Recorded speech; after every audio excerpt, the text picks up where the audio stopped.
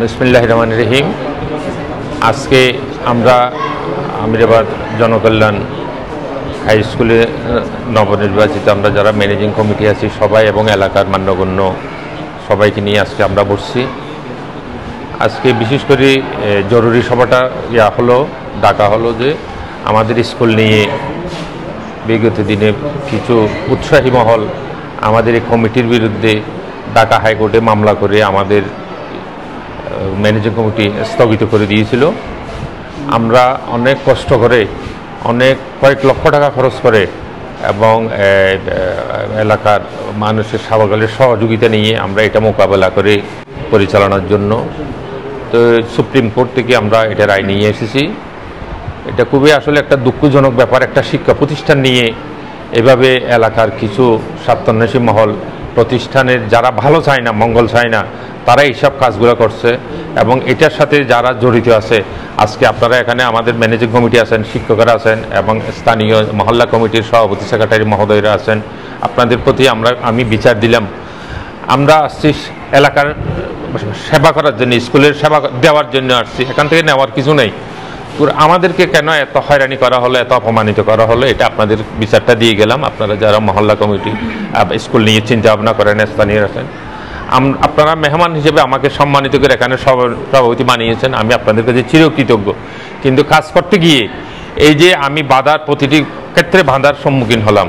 আমি যেদিন প্রথম এই স্কুলে আসছি আমি সম্মানের সহিত আলহাজ মরহুম শাহ আলম সাদকে স্মৃতিচারণ করে ওনাকে সম্মান করে আমি বক্তব্য রাখছিলাম।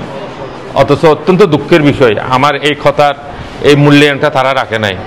এটা আপনাদের কাছে বিচার দিলাম এবং এদের যারা জেনারেশন আছে এদের কর্মকাণ্ড আপনারা অবগত আছেন। আমিও আবার ভালোভাবে জানলাম এদের চাহওয়া কি, এরা কি কাজটা করলো স্কুল প্রতিষ্ঠানকে নিয়ে। তো সুতরাং এটাই দুঃখজনক এবং কলঙ্কময় একটা ঘটনা। আজকে আমরা এতদিন পর্যন্ত কষ্ট পেলাম, এত লক্ষ টাকা খরচ করে ঢাকা সুপ্রিম কোর্ট থেকে আমরা মামলা করে কেন স্কুলের কমিটি চালাইতে হবে, কি এমন স্বার্থ এখানে। তো সুতরাং খুবই দুঃখজনক। টেলিভিশন সহ যারা আছে সবাইকে আমরা আজকে আমাদের ম্যানেজিং কমিটি সবাইকে নিয়ে আজকে স্কুলের এই সবার মাধ্যমে আমি সবার কাছে যাচ্ছি এই প্রতিষ্ঠানকে আগামী দিনে যেন এই স্বার্থান্বেষী মহল, চিহ্নিত মহলকে আপনারা চিহ্নিত করে রাখবেন এবং তারা যেন এই স্কুলের আঙ্গিনায় যেন প্রবেশ করতে না পারে। কারণ এরা স্কুলে বিগত দিনে ছিল এই স্কুলে ধ্বংস করে গেছে।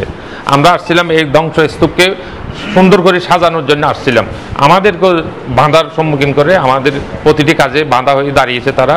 তো সুতরাং আমি ভুক্তভোগী হিসাবে আমি ম্যানেজিং কমিটির দীর্ঘদিন এই মামলা মোকদ্দমা করে আমার সাথে আমার কমিটির হেলাল ছিল, অন্যান্য সাইম, তারা মামুন এবং সেলিম সহ ওরা সর্বক্ষণিক মনিটর করছে আমি কি করছি না করছি, সবসময় যোগাযোগ রাখছে।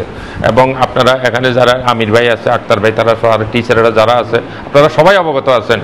তো সুতরাং এই ন্যাক্কারজনক ঘটনার জন্য আমি খুবই দুঃখ প্রকাশ করতেছি। এগুলো যেন প্রতিষ্ঠান নিয়ে এইসব না করে এবং তাদের যেন সুবুদ্ধি হয়। আমি সবার কাছে এটা আজকে এই আমার আবেদনটা করে গেলাম এবং এদের সাথে যারা সহযোগী আছে তারাও যেন কেন করছে এইসব কাজের সাথে যারা কেন সহযোগিতা করছে আমরা তাদেরকে ডেকে এটার বিহিত ব্যবস্থা নেবেন এবং তাদের কাছে জানতে চাইবেন প্রতিষ্ঠান নিয়ে কেন এইসব তালবাহানা। সুতরাং আমি আমার বক্তব্য দীর্ঘায়িত করবো না, সবাইকে ধন্যবাদ জানাচ্ছি এবং আমি চাই আজকের থেকে আমরা আবার নতুন উদ্যমী কাজ শুরু করবো আমার কমিটিকে নিয়ে, শিক্ষকদের নিয়ে। আমি আপনাদের বিগত দিনে যেভাবে আমাকে সহযোগিতা করে আসছেন আমিও আপনাদের থেকে সহযোগিতা কামনা করছি। ধন্যবাদ সবাইকে। আসসালামু আলাইকুম।